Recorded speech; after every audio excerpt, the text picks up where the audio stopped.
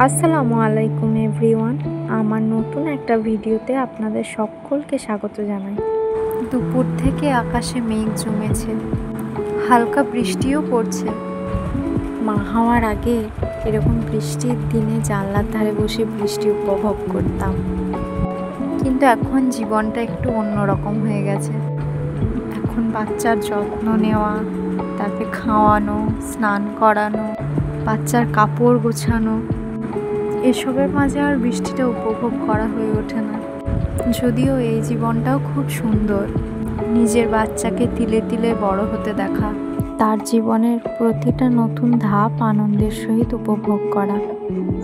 যাই হোক, এইদিকে আমি একটু আপেল সেদ্ধ করতে দিয়েছিলাম উজাইরকে বিকেলে খাওয়ানোর জন্য। সেটাকে একটু ভালোভাবে ম্যাশ করে নিচ্ছি। এই যে আপেলটা আমি ওকে এই ফার্স্ট টাইম দিচ্ছি, আর ও সেটা বেশ মজা করেই খেয়েছিল। কিন্তু একটা খাবার রেগুলার কন্টিনিউ করলে সেটাও খেতে চাইছে না। আর যে ছোট্ট সোফাটা আপনারা দেখছেন, সেটা ওর বড় আমি ওকে গিফট করেছিল। একটা ইন্টারেস্টিং জিনিস আপনাদেরকে দেখাই। উজাইরের দিদি ভাইদের মিনি কিচেন। এখানে ওরা একটা অমলেট বানাতে দিয়েছে।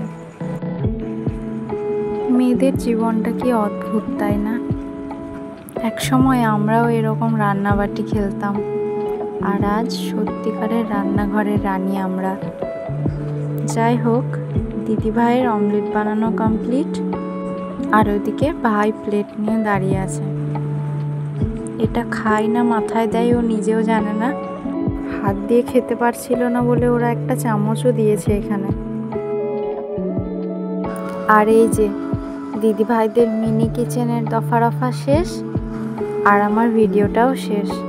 সবাই ভালো থাকবেন, দেখা হবে পরবর্তী কোনো একটা ভিডিওতে ইনশাআল্লাহ।